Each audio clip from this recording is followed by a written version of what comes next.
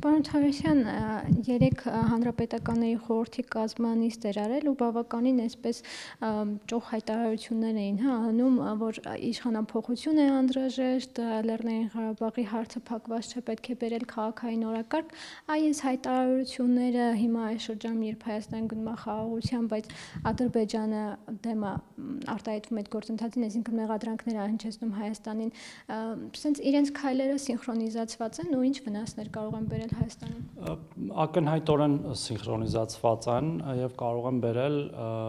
առնվազն խաղաղության չհաստատման եւ նաեւ իրավիճակի սրման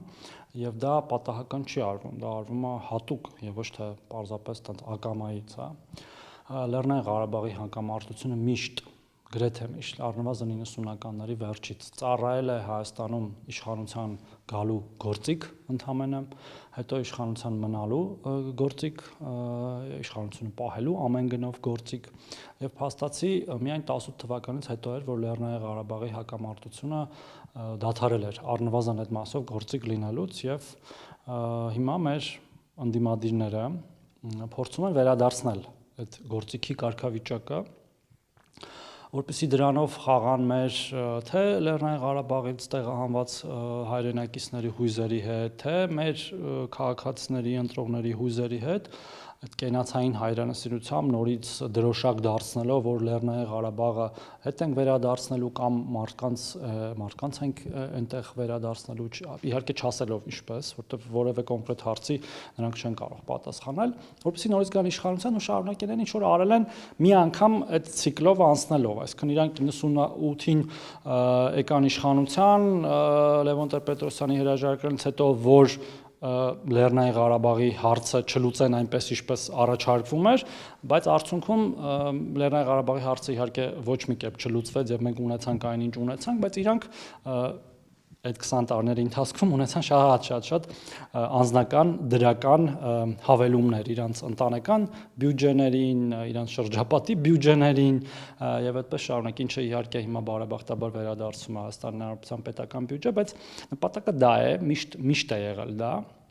որովհետեւ եթե նրանց հուզեր իրականում լուծումը, ապա նրանք հնարավորություն են ունեցել ամեն մի նախագահը 10-ական տարի այդ լուծումով զբաղվելու եւ լուծելու, բայց նրանք չեն լուծել տարբեր պատճառներով, այդ թվում նաեւ իմ նշած, նախ լուծումը ձեռնտու չի եղել, երկրորդը իրանց խոսույթի մեջ միշտ այդ լուծումը այլ բան է եղել, հրապարակային, բայց փակ դռների հետևում այլ բան են բանակցել, տարածքների փոխանակում, տարածքների հանձնում, Լեռնային Ղարաբաղի շրջակա այդ շրջանների եւ այդպես շարունակ, չեմ կարծում որ որևէ նոր բան ասեց Սերժ Սարգսյանը, իհարկե ցավում եմ, որ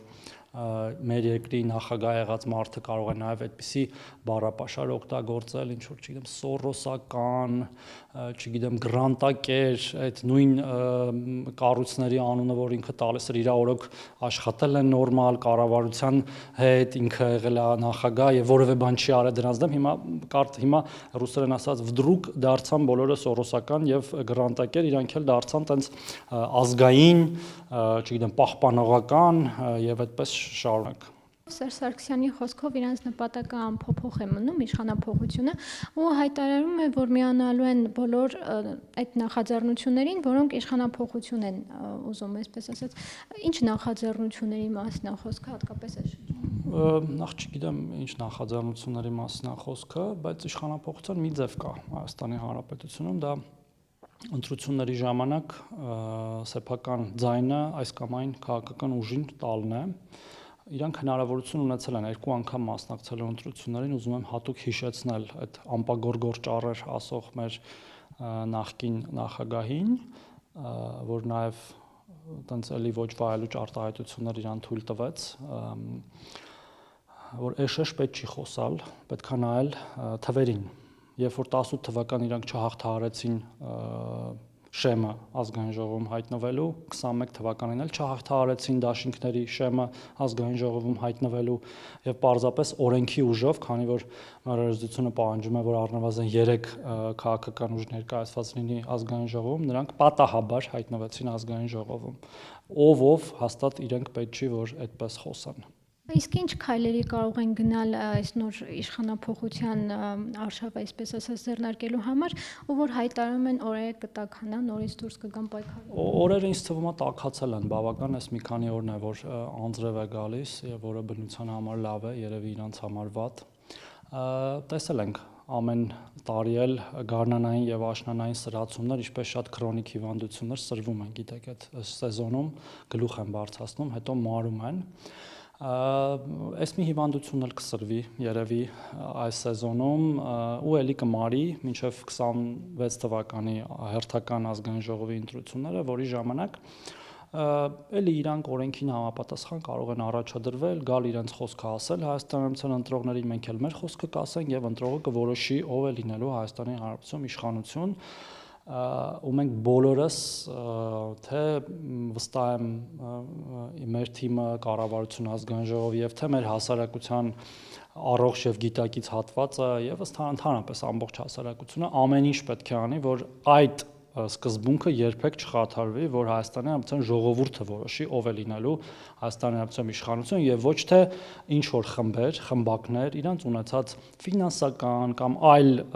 ներուժով, ընտրակեղծիքներով, ձայներ գնելով, վարչական ռեսուրս օգտագործելով, ընտրատեղամասեր ինչ որ գազերներով մարդկանց բերելով եւ այլն եւ այդպես շարունակ։ Այսինքն մենք շատ հաստատակամ ենք թույլ չտալու այլ բան, քան ընտրողների ուղիղ կամ արտահայտումը, որի արդյունքում էլ կձևավորվեն Հայաստանի Հանրապետության իշխանությունները, ինչպես եղել է վերջի երկու ընտրություններից հետո։ 2018-ին էլ ժողովուրդը իր կամքը արտահայտեց, Թավշյա հեղափոխությամբ ընտրեց նոր իշխանություն, բայց Սերժ Սարգսյանն ասում է 2018-ը իշխանազավթում էր։ Սերժ Սարգսյանը ուրեմն իրան է մեղադրում կամ իր կուսակիցներին է մեղադրում իշխանազավթման մեջ, եթե անկեղծ ասենք, որտեղ իրանք են քվեարկել Նիկոլ Փաշինյանի օգտին որպես վարչապետ, իսկ իրականում դա դուք ինչպես ճիշտ նշեցիք, ոչ բռնի Թավշյա հեղափոխություն էր, որի իրավունք ունի ցանկացած ժողովուրդ եւ Սերժ Սարգսյանը իրեն պետք է հարց տա այդ ինչու դա տեղի ունեցավ։ Այդ հարցազրույցի մեջ էլ ինչ որ երրորդ ուժերի մասին է խոսում, որ երրորդ ուժերից այդ որ երրորդ ուժերի, էլ այդքան տղամարդկություն ունեք, անունները տվեք այդ երրորդ ուժերի, թե այտենց բանի ամբիոնի հետևում, փակ դռների հետևում ասելը հեշտ է, կամ դուրս արի փողոցում լաս այդքան բան, երբ ես վերջի անգամ ընդհանրապես քայլել Երևանի փողոցներում, խոսալով չի էլ այդ ամեն ինչը միայն։ Իսկ իրենց կողքին կան երրորդ ուժեր, որ հրահուրում են իրենց Ենթադրում եմ սինխրոն աշխատանքի մասին խոսեցինք, ադրբեջանական պրոպագանդայի տիրաժավորումը այստեղ, իրենց նարատիվների տարածումը, ինչու ոչ, նաև այլ մեր հարևանների եւ ավանդական դաշնակիցների, որոնց էլի ինչ որ ձոներ էր հնչեցնում Սարգսյանը այդ իր ելույթի ժամանակ, բայց միով բանիվ, եթե միավորում ենք, բոլորը կլասիկ 5-րդ 40-ն։ Ծանոթ են կետերին, որ ինքը նշեց իշխանափոխությունից հետո այդ կարևոր 3 կետերը որն են։ Օրինակ, երրորդ կետով ասում է պետք է դիվանագիտական նոր կորպուս ձևավորենք ու տարբերակենք գործընկերներին դաշնակիցներից, այստեղ ում նկատի։ Դե ես էլ եմ այդ ասում էլի, այսինքն ուզում եմ նորից վերադառնանք մի դաշտ, որտեղ որ մեզ գցել են, մեզ խաբել են, դավաճանել են եւ իրեն են դավաճանել հենց եւ խաբել նույն 2016-ի ապրիլյանի ժամանակ, մինչև էտել ԵԱՏՄ իրան ստիպելով որ մտցնի Հայաստանը եւ խոստանալով որ ինչ որ անվտանգային երաշխիքներ կլինի այդ, բայց էլի խաբելով իրեն ըստ էության դա ակնարկա Ռուսաստանին ակնհայտորեն, որ տենց մենք օգնեք մեզ եւ մենք կվերանայենք Հայաստանի Հանրապետության արտաքին քաղաքականությունը, թեև մենք մեր արտաքին քաղաքականության մեջ այլ բան չենք ասում, քան դիվերսիֆիկացիան եւ բալանսավորված քաղաքականությունը եւ մենք չենք պատրաստվում որևէ մեր գործընկերոջ կամ դաշնակցի հետ մեր հարաբերությունները խզել կամ այլ իջեցնել կարգավիճակը, բայց մենք պատրաստվում ենք ավելի շատ դաշնակիցներ ունենալ եւ գործընկերներ ունենալ։ Սարգսյանը եւ մյուսները չեն հասկանում, երևի իրանց ժամանակ այդպես է եղել, որ այլևս Հայաստանում իշխանությունը ձևավորվում է միայն ժողովրդի կամքով եւ այդպես պետք է լինի միշտ։ Եվ որևէ երկրի, ուզում է լինի Ռուսաստանի Դաշնությունը, ուզում է լինի Ամերիկայի Միացյալ Նահանգները, չգիտեմ, Ֆրանսիան, Գերմանիան, Ճապոնիան, ղեկավարի կամքը դեր չունի Հայաստանի Հանրապետությունում իշխանության ձևավորման մեջ։ Սա էլ է շատ լավ ցուցիչ, թե ինչպես են մտածում այս մեր նախկին նախագահները կամ նրանց թիմերը մեր ժողովրդի համար, որը վստահ եմ հաշվի առնվելու ընտրություններում քվե տալուց նրանց։ Որ նշեցիք օգնեք մեզ, մենք կանք իշխանության ու դառնանք միութենական պետություն։ Միութենական պետություն կամ, չգիտեմ, ԵԱՏՄ ավելի ջատագով կամ հավատարիմ անդամ, թեև մենք երբեք որևէ բան չենք խախտել այդ մասով եւ ավելի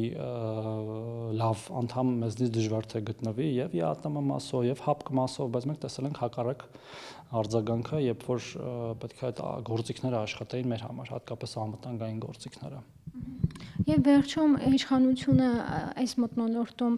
ոնց պետք է շարունակի այդ գործընթացները խաղաղության գնալու կամ ժողովրդի այդ ընտրելու իրավունքը, այսպես ասած, պահպանելու։ Առանց հանձնվելու, առանց տրտնջանքի հաստատակամ պետք է անենք այն ինչ որ արել ենք եւ ինչպես վարչապետն ասաց, չի լինելու պատերազմ, լինելու է խաղաղություն եւ մենք ամեն ինչ անելու ենք դրա համար։